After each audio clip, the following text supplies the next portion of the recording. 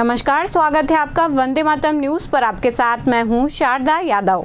खबरों की ओर आगे बढ़ने से पहले नजर डालते हैं आज की सुर्खियों पर।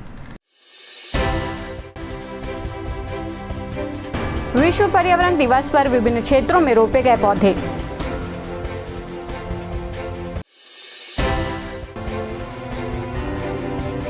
शिक्षा, स्वास्थ्य और रेल मेरी प्राथमिकता में सांसद।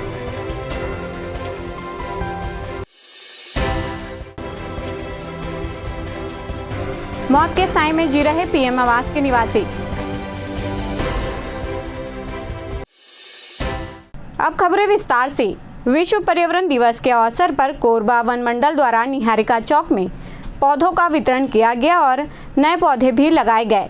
वन अधिकारी के अनुसार जिले में पर्यावरण को सुरक्षित रखने के लिए व्यापक रूप से वृक्षारोपण विभिन्न संस्थाओं की मदद से किया जाएगा।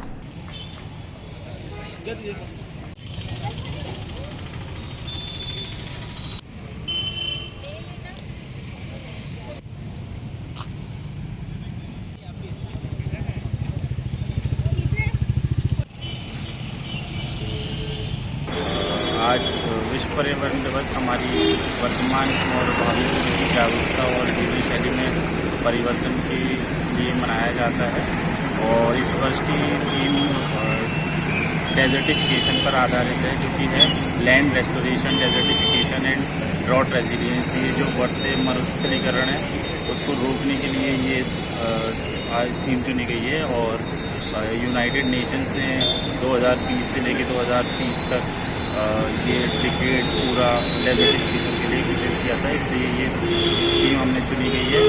और इस बार हमारा कोरबा वन मंडल यहाँ के एनजीओ के साथ मिल के इस दिवस को मना रहा है। हम लोग इसमें प्लांटेशन करेंगे, क्लीन अप ड्राइव्स करेंगे और लोगों को एक अच्छी जीवन शैली जीने जो कि इन्वायरमेंट फ्रेंडली हो उसके लिए प्रोत्साहित करेंगे।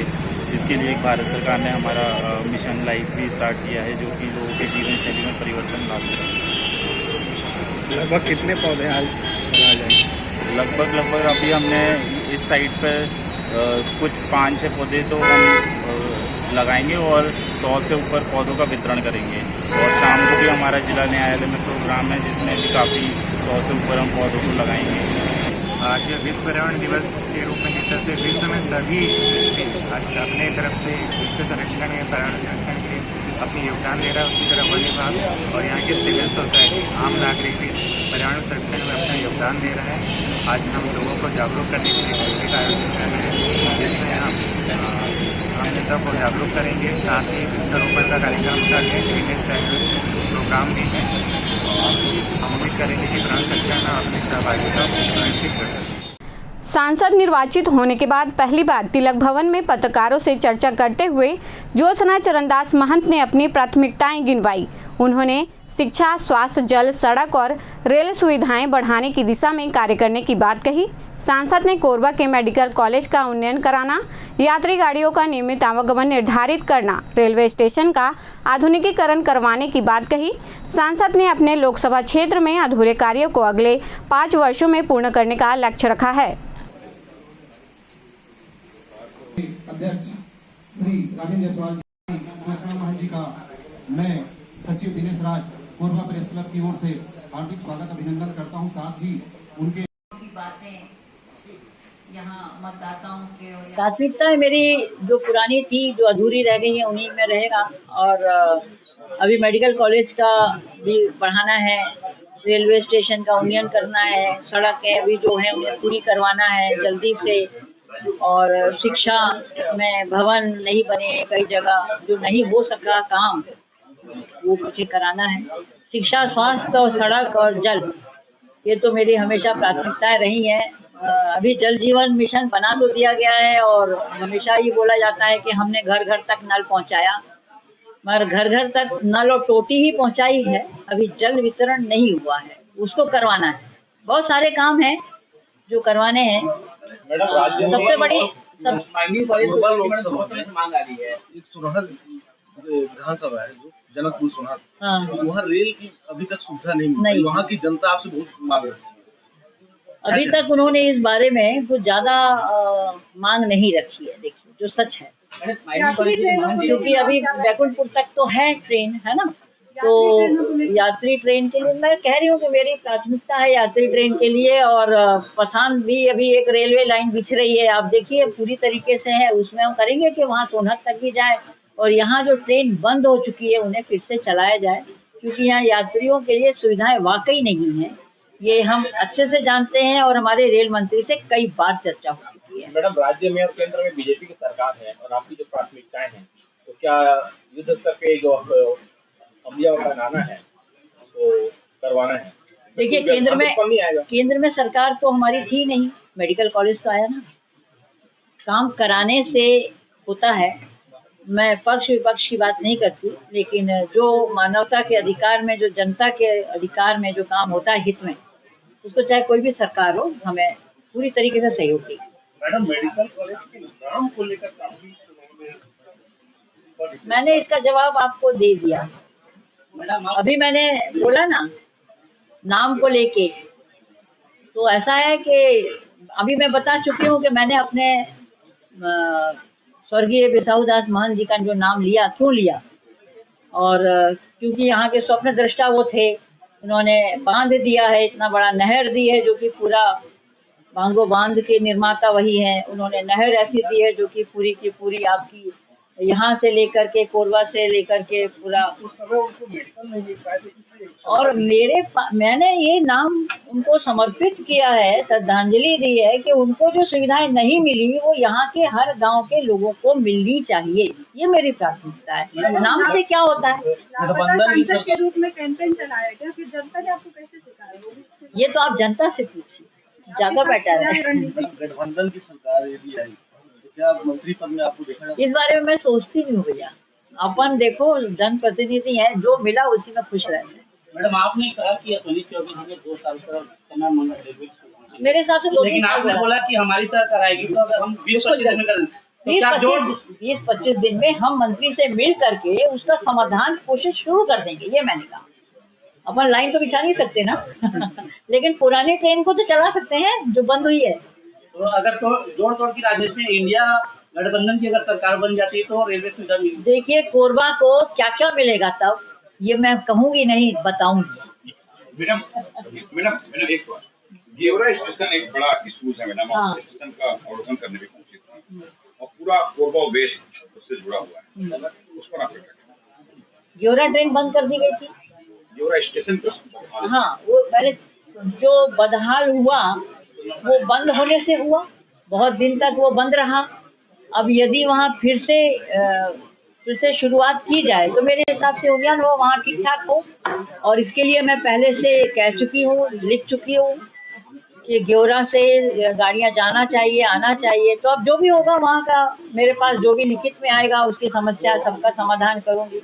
हमारे पास संज्ञान में आना चाहिए कि यहाँ ये होना है, हम तुरंत करेंगे उसको, चाहे वो आपके माध्यम से आए, चाहे जनता के माध्यम से आए, चाहे जनप्रतिनिधि के माध्यम से।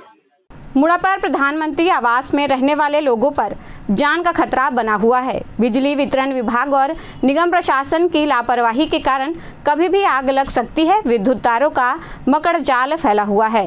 पूर्व की आगजनी की घटनाओं से सबक नहीं लिया है और जनता को भगवान भरोसे छोड़ दिया गया है।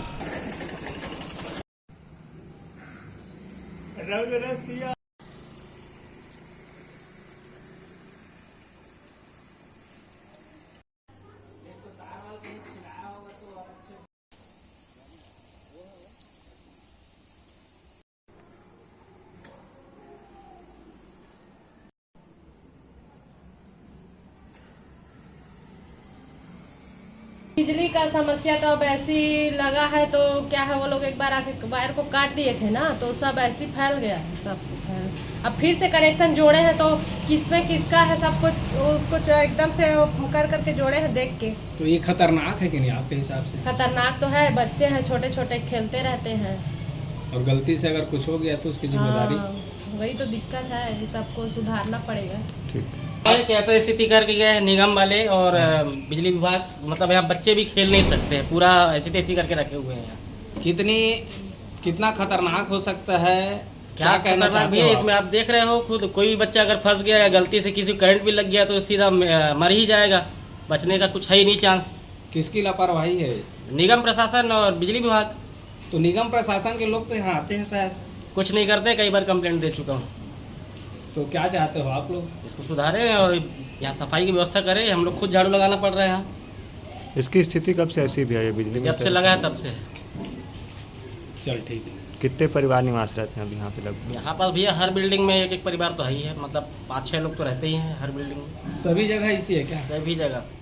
ढोढ़ीपारा काली मंदिर प्रांगण में पर्यावरण को सुरक्षित रखने की दृष्टि से वार्डवासियों और पर्यावरण समिति के सहयोग से लगभग 100 पौधों का रोपण किया गया। बरसात के दिनों में और हरियाली लाने के लिए पौधारोपण किया जाएगा।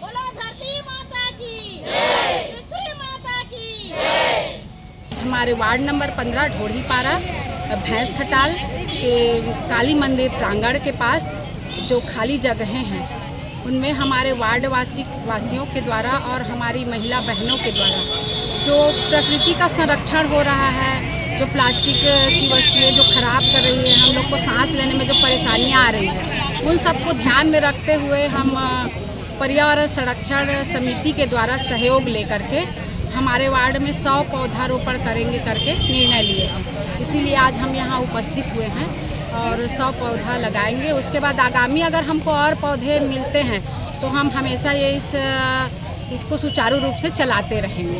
और आज हम यहाँ पर्यावरण गतिविधि के तरफ से आज हम पर्यावरण को बचाने के लिए, संरक्षित करने के लिए वृक्षारोपण का कार्यक्रम रखे हैं, जिसमें हमने तय किया है कि 101 पेड़ लगाकर आज हम पर्यावरण दिवस को मनाएंगे।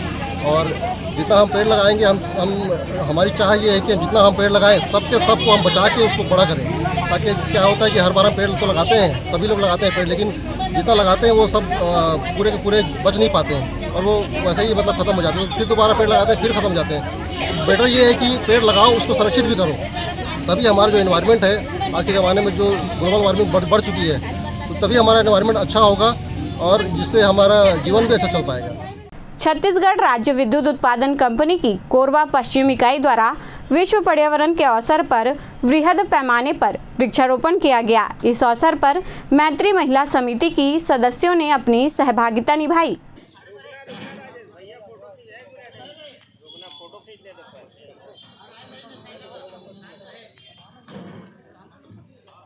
आज विश्व पर्यावरण दिवस वर्ष 2024 के अवसर पर प्रतिवर्ष की भांति इस वर्ष भी हजरताब विद्युत गृह प्रबंधन द्वारा बृहद रूप से वृक्षारोपण कार्यक्रम का आयोजन किया गया था, जिसके तहत हमारे हजरताब विद्युत गृह कॉलोनी परिसर में पौधारोपण किया गया है और विभिन्न प्रतियोगिताओं का भी आयोजन किया गया। बच्चों के लिए चित्रकला प्रतियोगिताएँ, नारा प्रतियोगिताएँ और विश्व पर्यावरण दिवस के अवसर पर आज इन समस्त प्रतियोगिताओं का समापन समारोह, पुरस्कार वितरण समारोह हमारे सीनियर क्लब रविंद्र सांस्कृतिक भवन में शाम 4 बजे से आयोजित किया गया है, जिसमें मुख्य अतिथि हमारे कार्यपालक निदेशक श्री संजय शर्मा साहब हैं और साथ ही साथ संकल्प महिला मंडल का भी हमें सहयोग मिला है और संकल्प महिला मंडल के तत्वाधान में ही यह वृक्षारोपण किया गया। रेल कर्मचारियों की हरियर धरती टीम के नेतृत्व में विश्व पर्यावरण दिवस के मौके पर रेलवे स्टेशन क्षेत्र में वृक्षारोपण किया गया।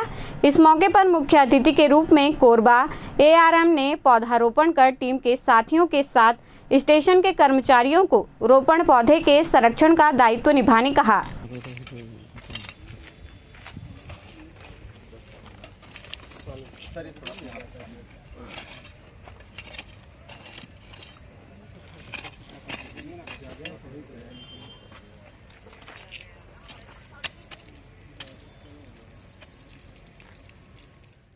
विश्व पर्यावरण दिवस पर कटघोरा वन मंडल के तत्वाधान में नगर के Swami Atmanand English medium school के प्रांगण में पौधारोपण का कार्यक्रम आयोजित किया गया। इस अवसर पर कटघोरा वन मंडल के DFO ने पहुंचकर पौधारोपण करते हुए लोगों से प्रकृति को बचाने की अपील की।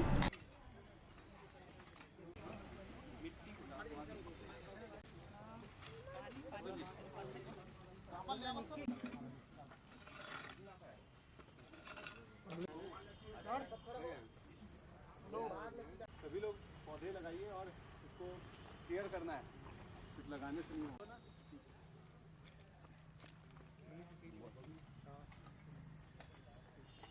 वन मंडल अंतर्गत आज 5 जून को हम लोगों के द्वारा जो है विश्व पर्यावरण दिवस का आयोजन किया गया। जैसा कि आप लोग को विदित है, सन 1972 से संयुक्त राष्ट्र के द्वारा जो है पूरे विश्व में यह कार्यक्रम कराया जा रहा है, जिसका मुख्य उद्देश्य है कि लोगों को प्रकृति और पर्यावरण के प्रति जागरूक करना, ताकि जो पर्यावरण पे बहुत सारे दबाव आए हैं उसको हम लोग कम करते हुए पर्यावरण संरक्षण कर सकें। आज 2024 में भी हम लोगों के द्वारा जो है उसी अनुक्रम में यह कार्यक्रम किया गया है। कटघोरा वन मंडल अंतर्गत 7 परिक्षेत्रों में आज बृहद रूप से लोगों को जोड़ते हुए और यहाँ आसपास के स्कूल कॉलेजेस के जो बच्चे हैं, औद्योगिक संस्थाएं हैं, जिला स्तर के अधिकारीगण हैं, उनके द्वारा जो है आज बढ़ चढ़ कर इस कार्यक्रम में हिस्सा लिया गया है। कटघोरा डिवीज़न के द्वारा भी आज कटघोरा परिक्षेत्र में स्वामी आत्मानंद स्कूल में आज यह कार्यक्रम किया गया है। कुसमुंडा में विश्व पर्यावरण के अवसर पर प्रेरणा महिला मंडल द्वारा आदर्श नगर मैदान में वृक्षारोपण किया गया। इस अवसर पर महिला मंडल की सदस्यों द्वारा बरगद, पीपल, बेल, नीम तथा आंवला के वृक्षों का रोपण किया गया।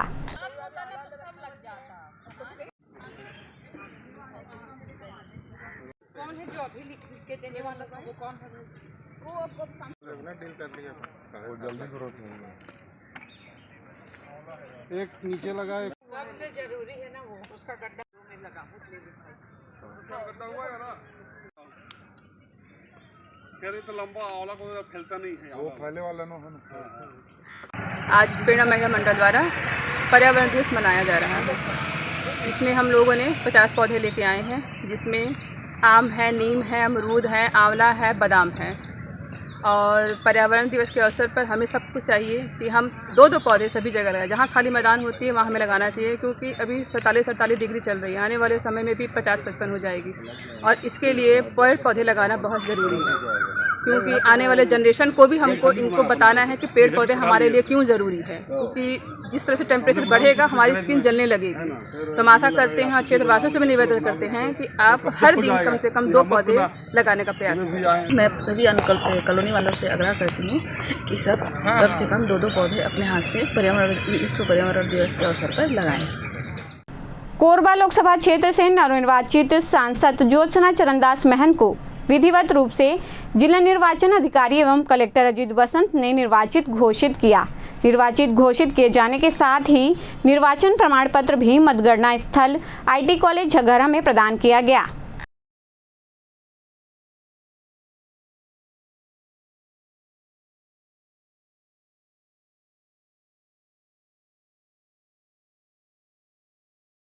आमंत्रित की गई और उसमें कोई भी दावापत्ति प्राप्त नहीं हुई है।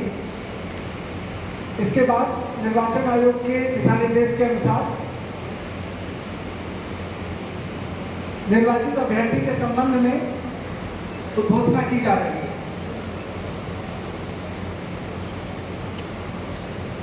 लोक प्रतिनिधित्व अधिनियम 1951 की धारा 66 के अधीन निर्वाचन परिणाम की घोषणा छत्तीसगढ़ के संसदीय निर्वाचन क्षेत्र क्रमांक 4 कोरबा से लोकसभा के लिए निर्वाचनों का संचालन नियम 1961 के नियम 64 के साथ पठित लोक प्रतिनिधित्व अधिनियम 1951 की धारा 66 में अंतर्विष्ट उपबंधों के अनुसरण में मैं घोषणा करता हूं कि श्रीमती ज्योत्सना चरणदास महंत 623 महंतपाड़ा सारा गांव, जिला जांजगीर चांपा, छत्तीसगढ़, जो इंडियन नेशनल कांग्रेस द्वारा खड़ी की गई उपर्युक्त निर्वाचन क्षेत्र से उस सदन में स्थान भरने के लिए सम्यक रूप से निर्वाचित हो गई हैं।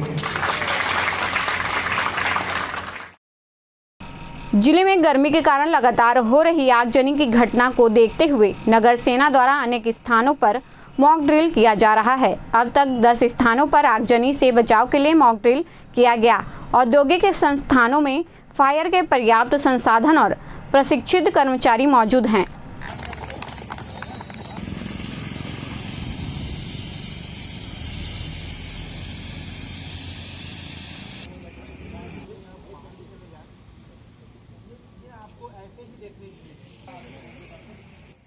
बंसुला और लास्ट वर्तमान में अभी पुलिस अधीक्षक महोदय द्वारा भी निर्देश दिया गया है कि सभी थाना चौकियों में और आम जनता को आगजनी से कैसे बचाया जाए कैसे सतर्क रहें, इसके लिए एक मॉक ड्रिल का आयोजन करना है सभी जगह जाकर के।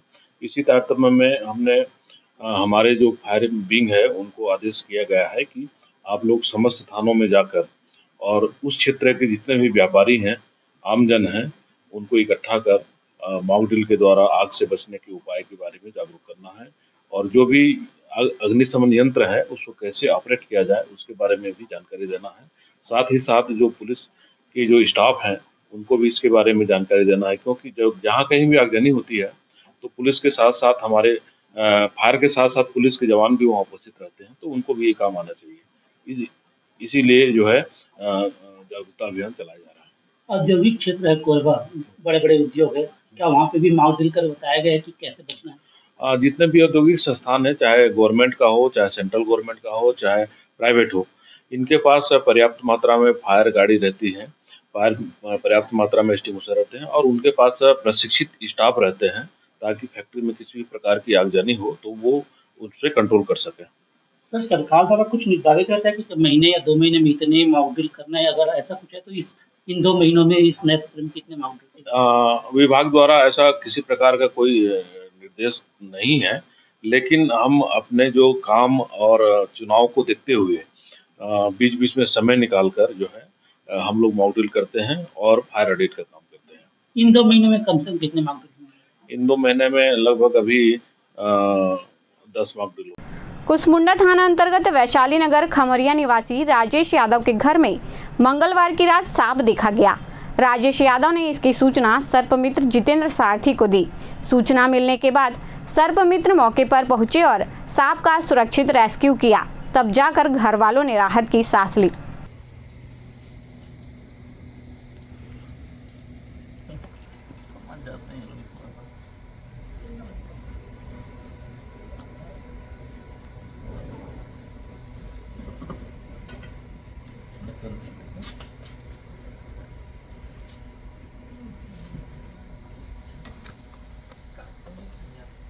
काटेगा बॉस, ये लेकिन तब काटेगा जब इसको बहुत ज़्यादा खतरा महसूस होगा तब, और ये तभी काटेगा जब ये किसी का हाथ या पैर पड़ जाएगा तब काटेगा, अदरवाइज नहीं काटेगा।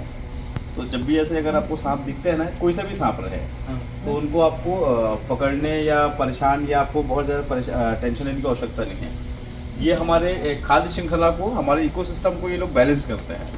लोग अक्सर सांप को देख के डर जाते हैं या तो लोग उसको मार देते हैं, जबकि इसको मारना बिल्कुल भी नहीं चाहिए। कारण क्या है, ये हमारे घर के आसपास के चूहे, कीड़े मकोड़े, छिपकली को खा के ये एक खाद्य श्रृंखला नियंत्रित करते हैं। और हम लोग क्या करते हैं, सांप देखते हैं हम लोग मार देते हैं। देखिए क्या होता है, अगर सांप दिख जाए ना, आप केवल उसको देखते रहिए जब तक हमारा पहुँच ना जाए। हमारा काम क्या है, इनको सुरक्षित करना और आप लोगों को सुरक्षित करना, ये हमारा 2 काम है आपका, ठीक है। पसान थाना क्षेत्र में व्यवसायी गौरव गुप्ता के घर में सेंध मारी कर लगभग 3.5 लाख रुपए नगद सोने चांदी के जेवरातों की चोरी कर ली गई। चोरों ने अलमारी को उठाकर घर से दूर ले गए, जहां ताला तोड़कर उसमें रखी नकदी व रकम जेवरात पर हाथ साफ कर दिया। पुलिस ने चोरी की सुराग ढूंढने डॉग स्क्वाड की मदद ली और जांच की जा रही है।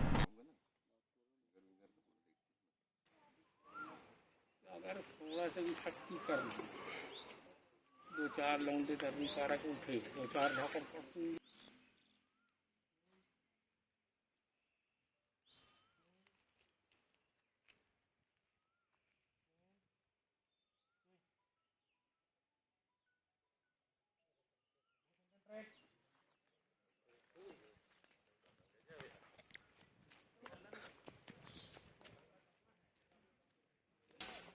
खबरों का सिलसिला यूं ही जारी रहेगा। देखते रहिए वंदे मातरम न्यूज़। मिलते हैं अगले बुलेटिन में, तब तक के लिए नमस्कार।